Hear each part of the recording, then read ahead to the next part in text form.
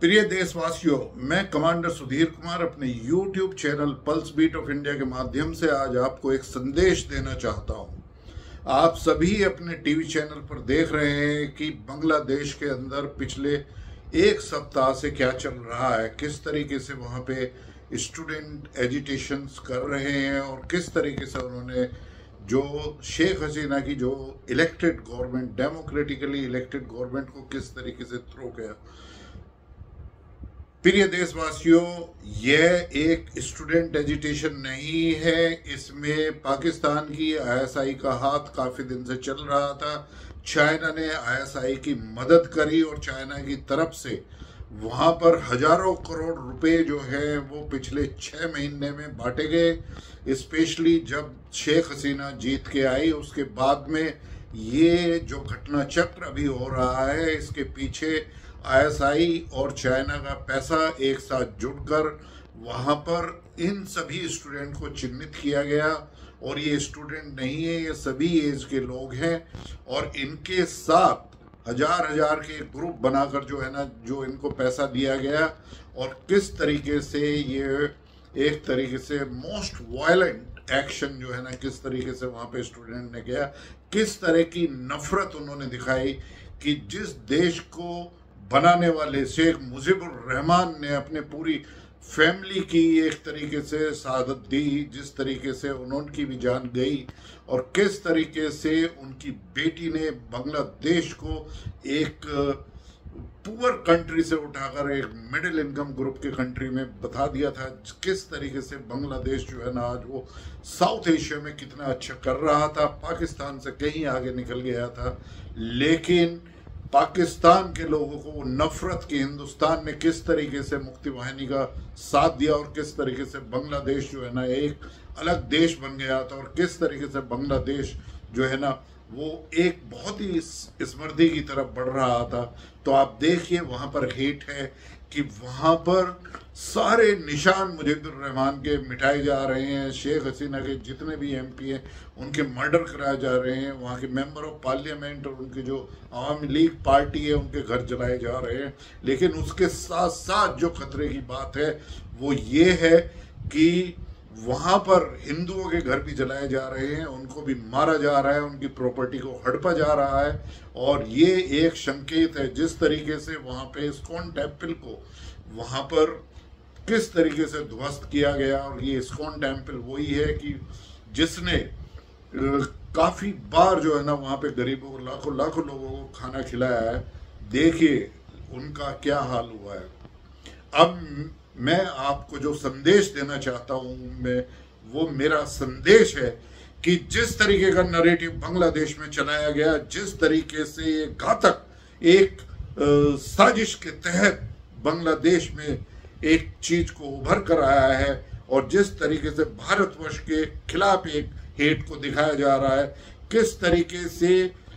पाकिस्तान इसको एक तरीके से एंजॉय कर रहा है, सेलिब्रेट कर रहा है। और पाकिस्तान हाई कमीशन से किन लोगों के लिए, 7 एमपीज के लिए और किस लीडर के लिए जो है ना आम बंटवाए जा रहे हैं दिल्ली में पाकिस्तान हाई कमीशन से, ये आप सबके सामने विदित है। एक पार्टी के नेता ने आज कहा है, जो एक एडवोकेट भी है और कांग्रेस के काफी सीनियर, काफी वरिष्ठ नेता है, उन्होंने कहा जिस तरह की घटनाक्रम बांग्लादेश में हुई है उस तरह की घटनाक्रम भारत में भी हो सकती है। तो मेरे भारतवासियों, मेरे सनातनियों, आप जो है ना अपने कान आंख खोल कर रखिए। और जिस तरीके से ये लोग भ्रम फैला रहे हैं, इसी तरीके से कुछ और अपोजिशन के लीडर हैं जिन्होंने तरह तरह से किए स्टेटमेंट। यदि आप एक डॉट को दूसरे डॉट से आप जोड़ते जाएंगे, ये वही लोग हैं, टुकड़े टुकड़े गैंग, जो भारतवर्ष में उन्होंने एजिटेशन कराया था, जिन्होंने शाहीन बाग में एजिटेशन कराया था। और ये एक उन्हीं का नमूना है कि एक लीडर जब बाहर की यूनिवर्सिटीज में जाकर भारत के खिलाफ बोलते हैं, वो कहते हैं कि भारत में डेमोक्रेसी नहीं है, वो बोलते हैं कि भारत का कोई भी इंस्टीट्यूशन इंडिपेंडेंट नहीं है, वो हमारी सीबीआई और हमारे इलेक्शन कमीशन ऑफ इंडिया, हमारे एनफोर्समेंट डायरेक्टरेट और सभी इवन जुडिशियरी को भी जब वो उनके पक्ष में कोई निर्णय नहीं देती है तो उसके खिलाफ भी इसी तरह की आवाज उठाते हैं। और वो भी भारत के बाहर कंट्रीज में जाकर, आपको तो पता है वो किन के हाथों में खेल रहे हैं। एक जॉर्ज सोरोस है जो बहुत बड़े व्यापारी वो अमेरिका के हैं, और उनका एक ही उनका एक तरीके से वादा है, और वो उसमें पैसे डालते रहते हैं कि वो भारत के खिलाफ है। वो भारत को हमेशा स्थिर देखना चाहते हैं। वो भारत को नहीं चाहते हैं कि भारत एक सुपर पावर की तरह से उभरे, एक सक्षम देश बने, एक डेवलप नेशन बने। लेकिन आज आपको तो पता है कि पिछले 10 सालों में हमारे आदरणीय प्रधानमंत्री नरेंद्र मोदी जी ने जिस तरह की लीडरशिप भारतवर्ष को दी है, आज भारतवर्ष का पराक्रम पूरे विश्व में एक तरीके से सराहा जा रहा है। और जिस तरीके से हम डेवलपमेंट की ओर बढ़ रहे हैं, हम फास्टेस्ट ग्रोइंग इकोनॉमी है, तो इन सभी चीजों को देखने के आज भारतवर्ष को सिर्फ भारतीय शक्तियों से ही नहीं एक तरीके से खतरा है। एक अभी तक हमारे 2 दुश्मन थे, वो थे पाकिस्तान और चाइना, लेकिन अब दूसरी तरफ जो है ना वो एक बांग्लादेश को भी वहां पर जिस तरीके से खड़ा किया गया है, तो हमें बहुत ही सुरक्षित रहना है, हमें संगठित रहना है। और ऐसे लोग जो 4th फ्रंट जिन्होंने भारतवर्ष में खोल रखा है, जो हमारे एक आर्मी चीफ को, सीडीएस को वो सड़क का कुत्ता बोलते हैं, कभी वो आर्मी के खिलाफ जो है ना वो अपने बयान देते हैं, आर्मी का मोरल डाउन करने के लिए करते हैं, कभी वो अग्निपथ स्कीम के ऊपर रिमार्क करते हैं, और यहां तक ही नहीं वो पार्लियामेंट को भी चलने नहीं देते, वो आदरणीय प्रधानमंत्री को भी बोलने नहीं देते। और जिस तरीके से एक उनका जो एक एजेंडा है, वो सिर्फ एजेंडा है कि भारत की सोसाइटी को किस तरीके से डिवाइड करे, कैसे वो सनातनियों को डिवाइड करे। तो कास्ट सेंसस की बात करते हैं, कास्ट की तरह से डिवाइड करने की बात करते हैं। इवन इसी तरीके के बहुत ही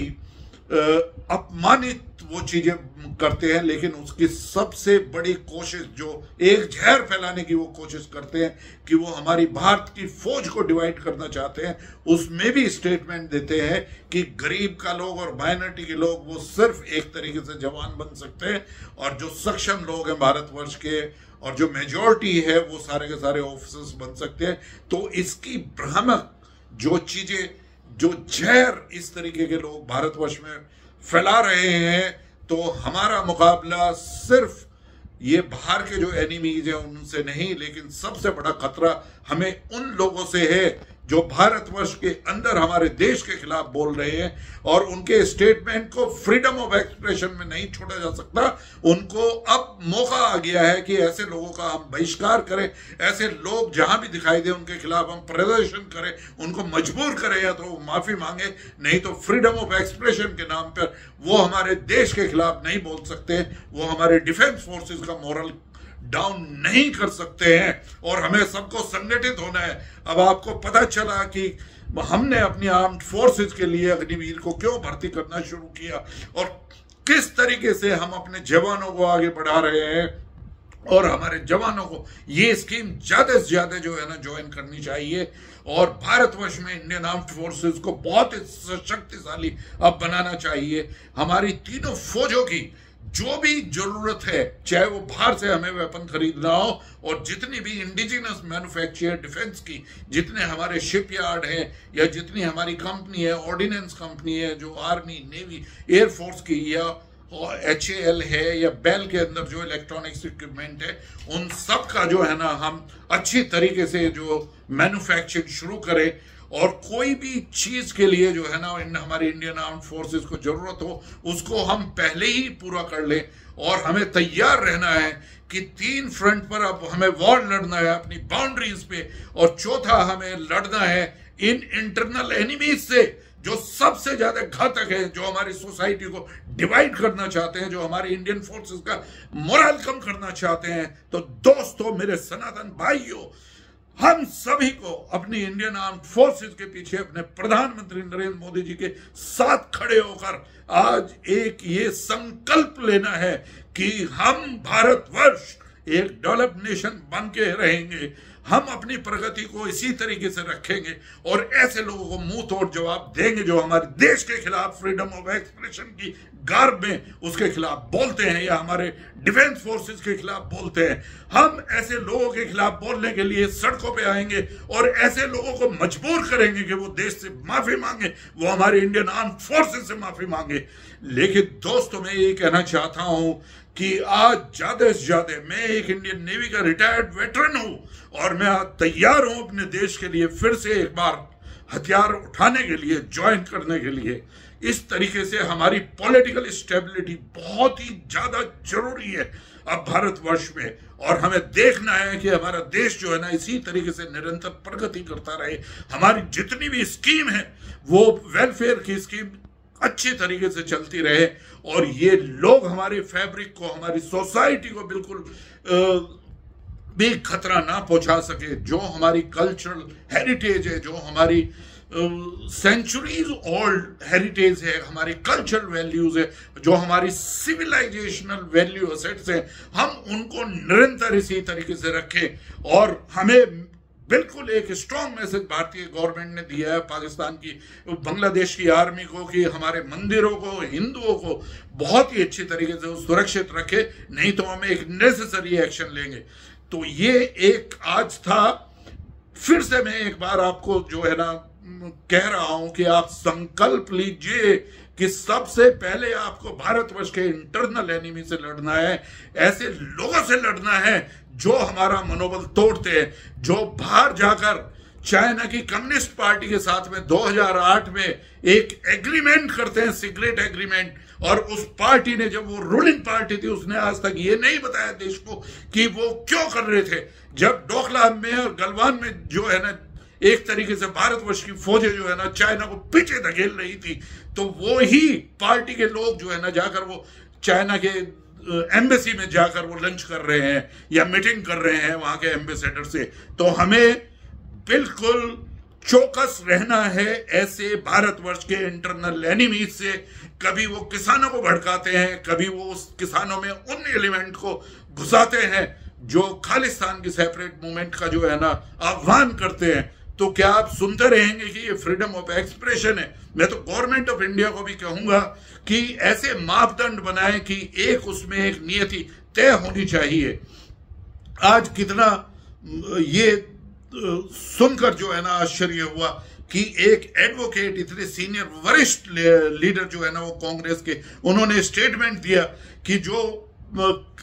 गर्म जो है ना जो चीजें चल रही हैं बांग्लादेश में, जो एजिटेशन, इस तरीके के वायलेंट एजिटेशन भारतवर्ष में भी हो सकते हैं। ये क्या कहना है? इसी तरीके से आरजेडी के एक लीडर ने, और इसी तरीके से जो है वो एक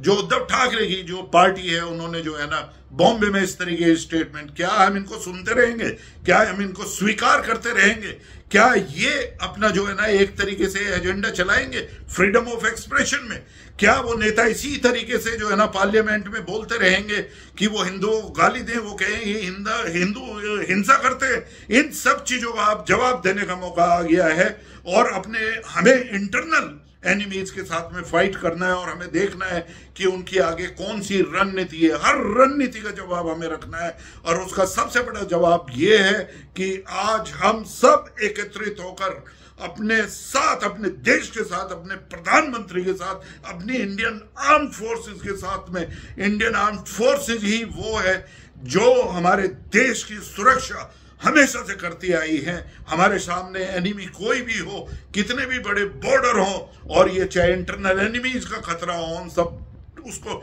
डटकर उसका सामना करेंगे, उनको कुचल देंगे। और इसी संकल्प के लिए कि आपको जो है ना अब आह्वान दे रहा हूं कि ऐसी इंटरनल एनिमीज से, ऐसी फोर्सेस से जो हमारे देश की कमजोर करना चाहती है, जो हमारी सोसाइटी को कास्ट के नाम पर डिवाइड करना चाहती है, अपनी वोट बैंक के कारण, जिन्होंने 60 साल तक जो है ना अपीजमेंट की पॉलिटिक्स करी और एक माइनॉरिटी का फायदा करा, इतने कानून बनाए उन्होंने मेजोरिटी के खिलाफ, उन सभी को रिपील करना है, उन सभी के में अमेंडमेंट लेके आने हैं। तो ये मेरा आह्वान है, ये मेरा संदेश है देशवासियों के लिए आज कमांडर सुधीर का अपने YouTube channel pulse radio of India के माध्यम से, कि हमें बिल्कुल